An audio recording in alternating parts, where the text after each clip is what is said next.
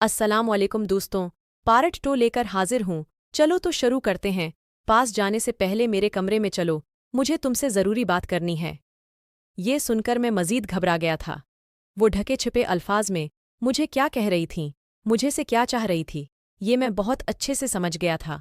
और तभी मेरी गर्दन खुद बखुद नफ़ी में हिलने लगी थी और मेरे कदम पीछे की जानिब हटने लगे थे। मेरे इस रदामल पर उनके चेहरे पर गुस्सा तारी हो गया था। उन्होंने मुझे गुस्से से घूर कर देखा और कहा कि तुम जानते हो कि अगर तुमने मेरी बात नहीं मानी तो क्या होगा। मेरा गला खलक तक खशक हो चुका था। मैं किसी भी सूरत बेगम साहबा की ये बात नहीं मान सकता था। मुझे ये सोचकर अफसोस हो रहा था कि मैं उस वक्त अपने कमरे से बाहर क्यों निकला। बड़े मालिक आज घर पर नहीं थे, वो काम के सिलसिले में शहर से बाहर गए हुए थे।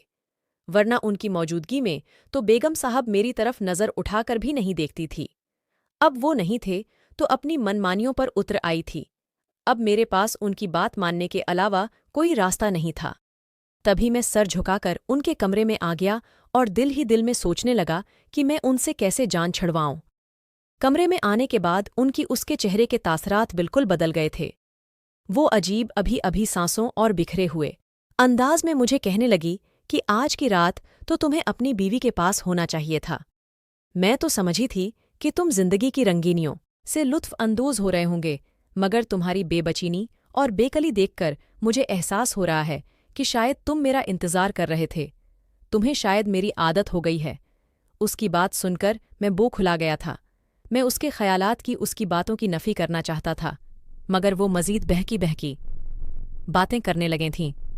चलो अब, जब तुम मेरे कमरे में आ ही गए हो तो पहले तुम मुझे खुश करो, इसके बाद तुम वापस अपने कमरे में चले जाना। अब वो मुझे वो सब कुछ करने पर इकसाने लगी थी जो करना किसी भी तरह से मेरे लिए मुमकिन नहीं था। ये सब सोचकर ही मुझ पर कपकपी तारी हो जाती थी। मेरी तबीयत बहुत ज़्यादा ख़राब हो जाती थी और अब भी मेरा औजूद कांपने लगा था। वो मुझे लेकर बस्तर पर आ गई और बेड पर फेंक कर खुद भी मेरी तरफ बढ़ने लगी थी। जो वो मेरे पास आ रही थी, मेरे दिल की धड़कन पहले से ज़्यादा तेज़ होती जा रही थी। मीर अदल कर रहा था मैं यहाँ से उठकर दूर भाग जाऊं, जहाँ पर किसी औरत का मुझ पर साया तक न पड़े, किसी औरत की शबिया मुझे नजर न आए। और बेगम पारे दोस्तों, अगर आप मज़ीद इस कहानी को सुनना चाहते हैं तो मेरे चैनल को सब्सक्राइब ज़रूर करें ताकि ये कहानी आपको मज़ीद सुनने को मिल सके।